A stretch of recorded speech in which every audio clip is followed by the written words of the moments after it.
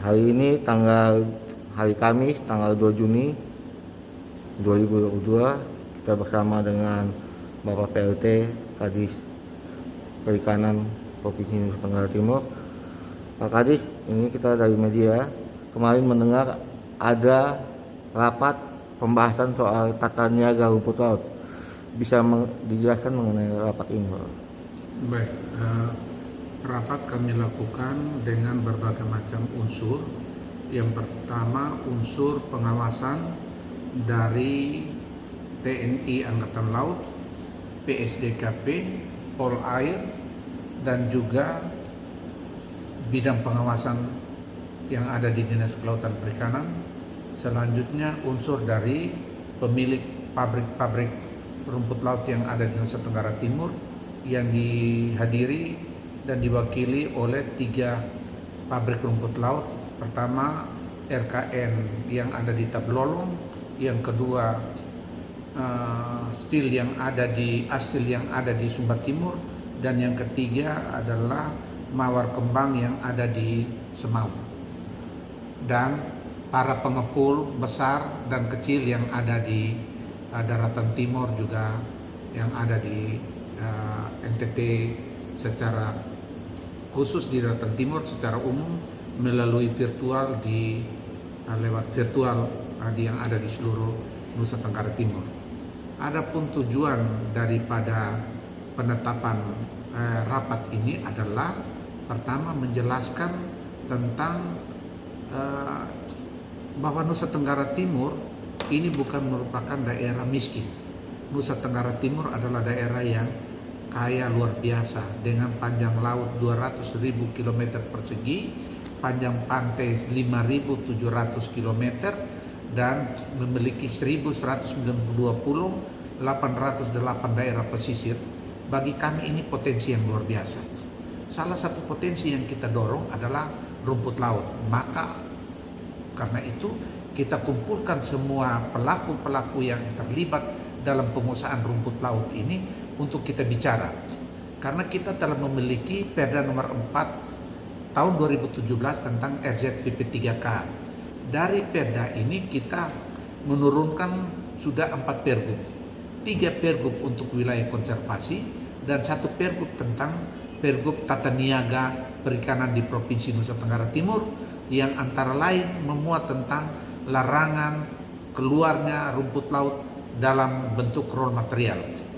Apa yang tujuan daripada pergub tata niaga ini? Pergub tata niaga ini pertama adalah upaya pemerintah provinsi untuk mendorong adanya pertumbuhan ekonomi di sektor kelautan dan perikanan, khususnya budidaya rumput laut, yang kita tahu sendiri bahwa rumput laut Nusa Tenggara Timur itu rumput laut dengan grade A. Terbaik ya? Terbaik yang ada di Indonesia, salah satunya yang terbaik itu di Nusa Tenggara Timur, dia grade A. Oleh karena itu menjadi diminati oleh seluruh provinsi yang bergerak di rumput laut. Tetapi apabila tidak diatur secara baik, maka pabrik-pabrik rumput laut yang kita miliki di NTT ini tidak akan berkembang, malah akan mengurangi, akan tidak memiliki stok untuk mengolah rumput laut yang ada di NTT. Padahal kita dalam catatan ekspor kita memiliki kekayaan rumput laut, potensi rumput laut, penghasil rumput laut terbesar di Indonesia. Tetapi dari sisi kualitas ekspor, ini kita terkecil di Indonesia. Ini berarti ada sesuatu yang salah. Oh, ternyata banyak rumput laut kita punya yang dibeli keluar. Nah, kita berharap dengan pergub tata niaga ini, maka pelaku-pelaku rumput laut yang ada baik di Sulawesi, yang ada di Jawa, dan atau ada di manapun bisa membangun pabrik-pabrik rumput laut di Nusa Tenggara Timur. Dampaknya apa bagi kita? Dampaknya adalah pertama, adanya pertumbuhan ekonomi di sektor kelautan dan perikanan. Dampak yang kedua, ada penyerapan tenaga kerja yang begitu banyak. Yang ketiga adalah, yang terpenting juga adalah bagaimana kita melindungi para petani nelayan rumput laut kita, yang oleh Pak Gubernur tidak mau ngomong lagi petani, karena petani nanti kita identik dengan kemiskinan. Padahal kita bukan orang miskin, kita orang kaya yang memiliki harta kekayaan yang luar biasa, tetapi belum dikelola secara baik. Oleh karena itu, maka Pak Gubernur rubah petani ini menjadi wirausaha mandiri. Wirausaha mandiri di bidang kelautan dan perikanan, yaitu nelayan, petani rumput laut, petani budidaya rumput laut. Jadi disebut wirausaha mandiri. Wirausaha mandiri di bidang kelautan perikanan, khususnya rumput laut. Ya. Nah, dengan kita atur ini, maka di situ kita akan ada lagi rapat lanjutan untuk pembahasan secara khusus bagaimana harga minimal dari rumput laut yang ada di Nusa Tenggara Timur. Kenapa ditetapkan standar minimal? Maksudnya supaya petani ini begitu terjadi overproduksi dan atau terjadi goncangan ekonomi di tingkat atas, petani tetap terlindungi. Mereka minimal harus, katakanlah kita patok 20.000, maka standar minimal 20.000. Sedangkan harga atasnya itu sesuai dengan harga nasional. Harga yang berkembang. Harga yang berkembang. Nah, ini kan menguntungkan petani dan pengepul. Jadi tidak mungkin harganya akan turun. Misalnya tadi kalau contoh minimal 20.000, tidak dibolehkan untuk membeli dengan harga 15.000. Tidak boleh, dia sudah terkunci di 10.000. Ke atas boleh, ke bawah tidak boleh. Nah, itu perlindungan terhadap nelayan rumput laut dan juga pengepul-pengepul yang ada di Nusa Tenggara Timur. Jadi ini kan kita berharap ada perputaran keuangan pertumbuhan ekonomi yang ada di Nusa Tenggara Timur di bidang kelautan dan perikanan. Itu baru dari rumput laut. Nah, ini juga seiring dengan upaya kita untuk sementara dalam minggu ini itu kita sudah bisa menyelesaikan pemetaan terhadap keseluruhan zonasi yang akan kita pakai untuk budidaya rumput laut. Budidaya rumput laut yang sudah dilaksanakan oleh petani wirausaha mandiri rumput laut yang ada itu bisa kita kembangkan. Tetapi yang belum, maka kita intervensi dengan kerjasama dengan pihak ketiga dan lain-lain untuk membangun, melibatkan perguruan tinggi dalam hal ini semua alumni perikanan yang belum memiliki pekerjaan itu akan direkrut, akan dilatih dan akan terjun ke laut. Sebab membangun NTT tidak bisa dengan membangun dalam ruangan, membangun dalam zona nyaman. Kita harus membangun dengan cara-cara yang luar biasa. Itu perintah gubernur. Dan cara berpikirnya harus berpikir out of the box. Kita melibatkan perguruan tinggi yang tamatan alumni untuk bisa mereka tahan tidak sebagai ahli waris dan juga sebagai tulang punggung pembangunan daerah ini, provinsi ini, harus tahan terhadap panas, hujan, dan penderitaan. Nah, kalau kita sudah kuat itu, maka kita bisa maju. Nah, bisa maju ini mereka duluan yang dampak kemajuan mulai dari mereka. Nah, ini yang diharapkan oleh Pak Gubernur untuk bagaimana kita dorong betul-betul supaya kita rasa militan terhadap upaya membangun daerah ini harus mulai dari orang-orang muda. Dia kolaborasi dengan orang-orang tua sehingga orang-orang tua tetap melakukan pembinaan, pengawasan, nasihat dan lain-lain untuk anak-anak muda ini bergerak dengan maju. Anak-anak muda kita tidak boleh dimanjakan. Anak-anak muda harus lewat proses. Makanya Pak Gubernur bilang apa? Untuk menjadi orang hebat, untuk membawa daerah ini hebat, maka orang itu memenuhi 4 persyaratan. Pertama, spiritualnya harus bagus. Nah, begitu spiritual bagus, yang kedua kecerdasan. Yang ketiga, networking. Keempat, orang ini harus kuat, harus sehat. Bagaimana karena hujan sedikit sudah flu, pilek dan lain-lain, tidak mungkin bisa bekerja dengan maksimal. Nah, inilah Pak Gubernur ini. Nah, sebagai pemimpin harus memiliki 3 unsur. Pertama itu harus memiliki kecerdasan. 2, harus memiliki kepedulian. Yang ketiga, harus berani untuk mengambil keputusan. Saat ini kita berani mengambil keputusan untuk bahwa rumput laut yang ada di Nusa Tenggara Timur kita kasih dispensasi sampai bulan Agustus.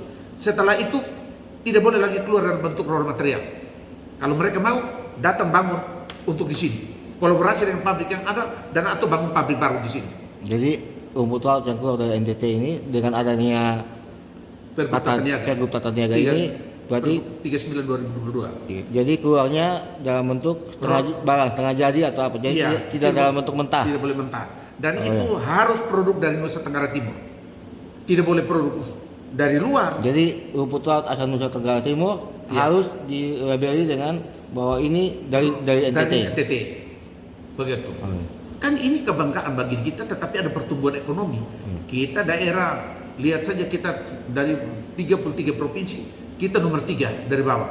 Ini yang Pak Gubernur mau dengan cara-cara kerja yang militan, kerja keras, kerja cerdas, untuk bagaimana kita kasih tunjuk bahwa kita punya daerah potensinya luar biasa. Kita perlu kerja secara benar saja. Ini Pak Kadis, mohon maaf Pak PLT, Bapak, ini sekarang kira-kira berapa luasan rumput laut yang ada di NTT dan targetnya untuk pengembangannya berapa banyak gitu. Kalau luas budidaya saja itu 53.000 hektar. 50. Tetapi yang tadi saya katakan bahwa saya sementara minta tim untuk mempersiapkan dalam 2 minggu, kita sudah harus ada data tentang luas potensi existing yang sesungguhnya dari rumput laut itu ada berapa hektar. Sehingga begitu ada investor, begitu ada orang mau bangun rumput laut, begitu ada pihak ketiga yang mau kerja rumput laut, begitu ada anak-anak di dalam daerah sini mau kerja rumput laut, kita sudah tahu ada berapa hektar di tiap kabupaten, ada berapa, sehingga kita mengalokasikan distribusi kerja di tiap-tiap tempat itu dalam satu kepastian. Ini yang sementara kita lakukan. Jadi ini sementara pendataan dan dalam waktu dekat akan segera diumumkan. Kita sudah bisa tahu. Nah, baik. Ya, targetnya, maunya targetnya. Ini kira-kira kapan? Kan tadi Bapak bilang Kita Agustus. mau melakukan Agustus. Agustus ya. Agustus itu sudah selesai. Urusan sudah bisa jalan. Jadi pada bulan Agustus ini Pergub ini sudah langsung dilaksanakan. Pergub secara aturan sudah dilaksanakan. Tetapi masih ada dispensasi karena ini barang baru ditandatangani dan kita perlu ada sosialisasi kepada masyarakat, sambil ini sosialisasi, sambil ini dipersiapkan.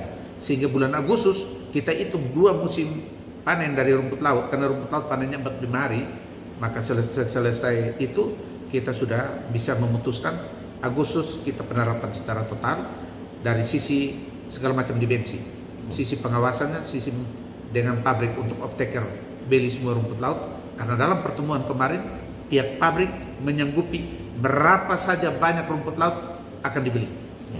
Baik, mungkin ini yang penutup Pak PLT. Bapak mungkin ada pesan-pesan untuk para petani, para wirausaha mandiri perikanan di Provinsi NTT. Ya, harapan kami kepada para wirausaha mandiri nelayan rumput laut di Nusa Tenggara Timur, Pergub ini dimaksudkan untuk melindungi Bapak Ibu sekalian, sehingga Bapak Ibu secara ekonomi punya peningkatan pendapatan yang cukup baik.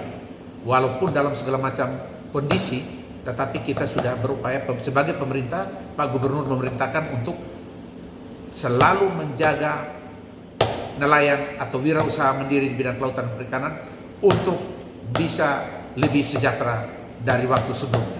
Terima kasih. Terima kasih. Selamat sore Pak PLT.